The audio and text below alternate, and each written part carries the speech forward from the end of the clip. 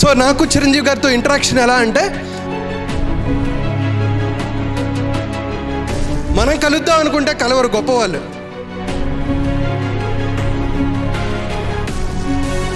పాజిటివ్గా ఉండండి, పాజిటివ్గా ఉండండి, పాజిటివ్గా ఉండండి అని ప్రతి ఒక్కరు చెప్తారు. పాజిటివ్ వల్ల ఖచ్చితంగా గెలుస్తావని లేదు. కానీ ఎవరైతే నెగిటివ్గా మాట్లాడతారో, ఎవరైతే నెగిటివ్ ఎమోషన్స్తో ఉంటారో, నెగిటివ్ థాట్స్తో ఉంటారో,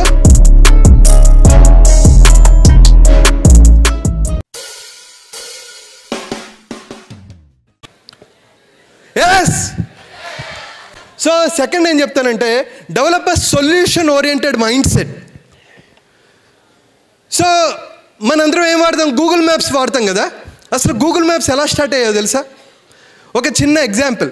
ఎంతమందికి సుందర్ పిచాయ్ తెలుసు? Google CEO, alphabet CEO. So ఒకసారి ఏమైందంటే, ఆయన యుఎస్లో ఉన్నప్పుడు, ఆయనకు అప్పుడు కొత్తగా మ్యారేజ్ అయింది. సో వాళ్ళ వైఫ్ ఒకళ్ళు పిలిచారు, ఒక వైఫ్ అండ్ హస్బెండ్. ఈ wife and husband Sundar Pichai గారిని, వాళ్ళ వైఫ్ని ఇంటికి డిన్నర్కి సుందర్ పిచాయ్ గారు అన్నారు, సార్ నువ్వు వెళ్ళిపో, నేను ఆఫీస్లో పని చేసుకొని నేను ఇక్కడ నుంచి డైరెక్ట్గా ఆ ఇంటికి వచ్చేస్తా అన్నారు. సరే అయింది. 8కి డిన్నర్ అనుకున్నారు. ఈ సుందర్ పిచాయ్ గారు ఏం చేశారంటే, ఆయన ఆఫీస్ అయిపోయింది, ఇంకా బయలుదేరారు వాళ్ళ ఇంటికి వెళ్ళడానికి. ఇంటికి వెళ్తుంటే రూట్ తెలియదు, అడు తిరిగి ఇటు తిరిగి ఇటు తిరిగి ఇటు తిరిగి చివరికి వెళ్ళేసరికి 10 అయిపోయింది.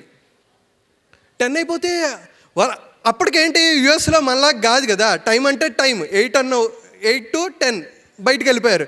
అయితే ఆ ఇంటికి వెళ్ళేసరికి వీళ్ళ వైఫ్ వెళ్ళిపోయారనమాట. వాళ్ళ ఫ్యామిలీ మెంబర్స్ ఏం చెప్పారంటే, మీ వైఫ్ ఇంటి తినేసి వెళ్ళిపోయారండి, మీరు ఇంకా లేట్ అవుతుంది అనుకున్నామంటే, ఇంకా ఈయన ఇంటికి వెళ్ళాడు.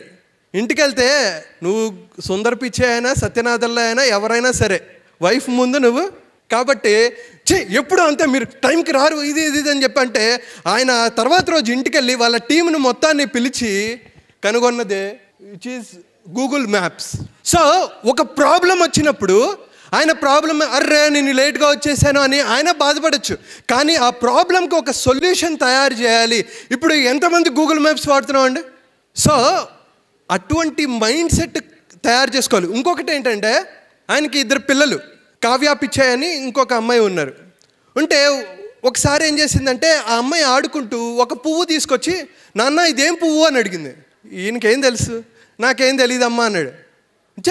నాన్న నువ్వు ఐఐటీలో చదువుకున్నావు, స్టాన్ఫోర్డ్లో చదువుకున్నావు, వాటన్లో MBA చేసావు, పెన్సిల్వేనియాలో, నీకు ఈ పువ్వు తెలీదా అని చెప్పేసి ఆ పువ్వు చూపెట్టింది, ఇంకో పువ్వు చూపెట్టింది.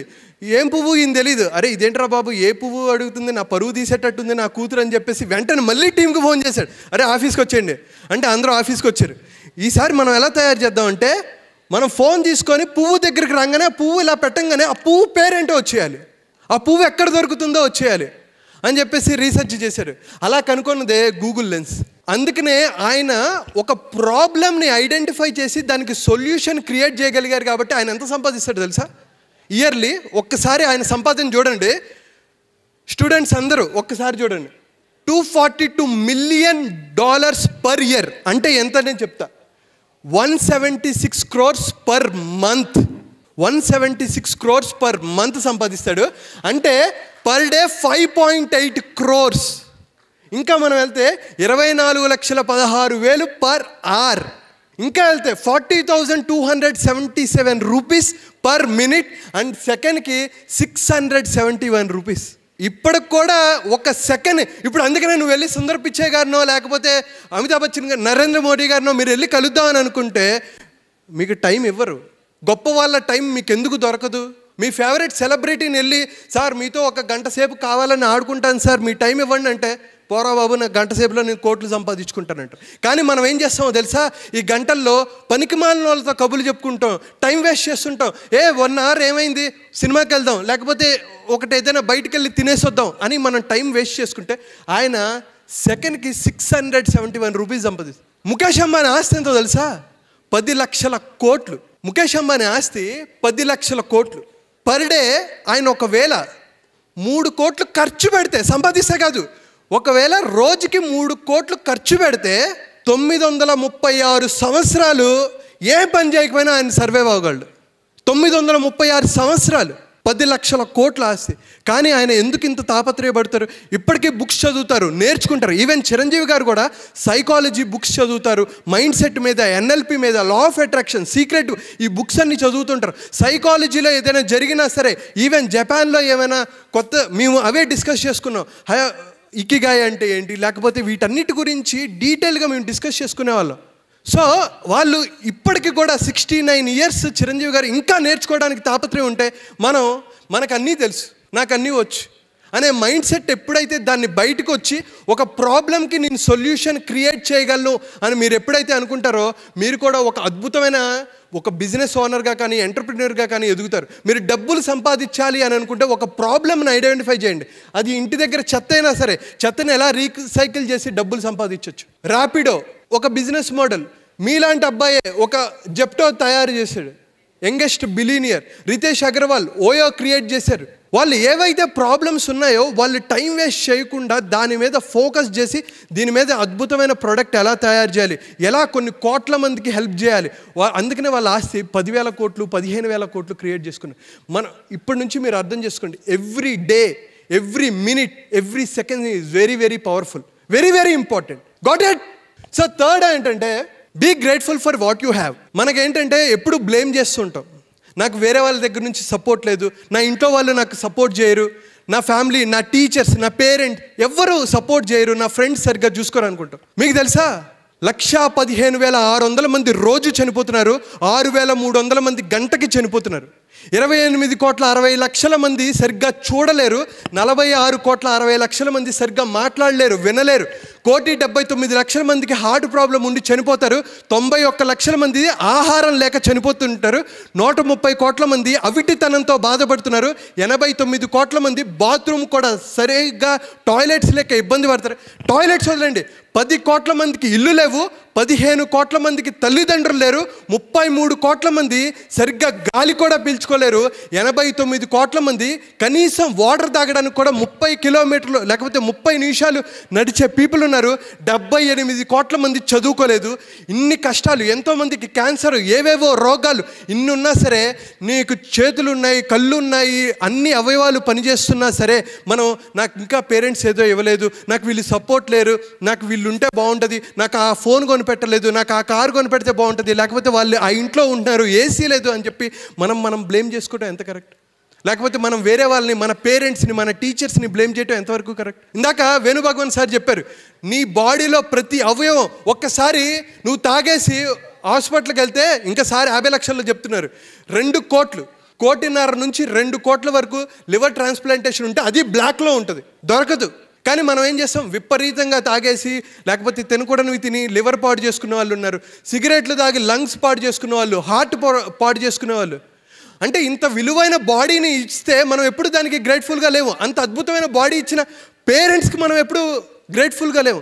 ఈరోజు వెళ్ళండి, ఇంటికి వెళ్ళి మీ మదర్తో మీరు మాట్లాడి, అమ్మా thank you so much, love you. నాన్నతో కూర్చొని, నాన్న thank you so much, love you. ఏ కుక్క గడిచిందిరా బాబు అని అనుకుంటారు ఫస్ట్. అరే ఎక్కడికి వెళ్ళావు కదరా, అక్కడికి వెళ్ళి కుక్క ఏమైనా గడిచిందా ఏంటి, అలా మాట్లాడుతున్నావు, బాగానే ఉన్నావా, దిగిందా, ఏమైనా తాగొచ్చావా బయట అని అంటారు. ఎందుకంటే మీ మీద అంత నమ్మకం. ఓకే, సో ప్లీజ్ మీకున్న దాంతో సంతృప్తి చెందండి. అంటే అలా అని చెప్పి మీరు ఆగిపోవడం కాదు, మీరు కష్టపడుతూ ఉండాలి. లైఫ్లో ఒక టార్గెట్ పెట్టుకోవాలి, ఆ టార్గెట్ కోసం కష్టపడుతూనే ఉండాలి. కానీ బ్లేమ్ చేయొద్దు. మీ పేరెంట్స్ని, టీచర్స్ని, ఫ్రెండ్స్ని, రిలేటివ్స్ని బ్లేమ్ చేయొద్దు. వాళ్ళు కొంతమంది మీకు సపోర్ట్ చేస్తారు, కొంతమంది సపోర్ట్ చేయరు.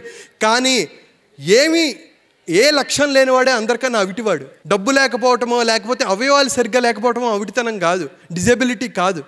అన్నీ ఉన్నా సరే ఒక లక్ష్యం లేకుండా టైంపాస్ చేస్తూ ఇక్కడికి వచ్చి కూర్చున్నాం, అంతా బాగుంది, కంఫర్ట్ జోన్లో ఉన్నవాడే నిజమైన అవిటివాడు.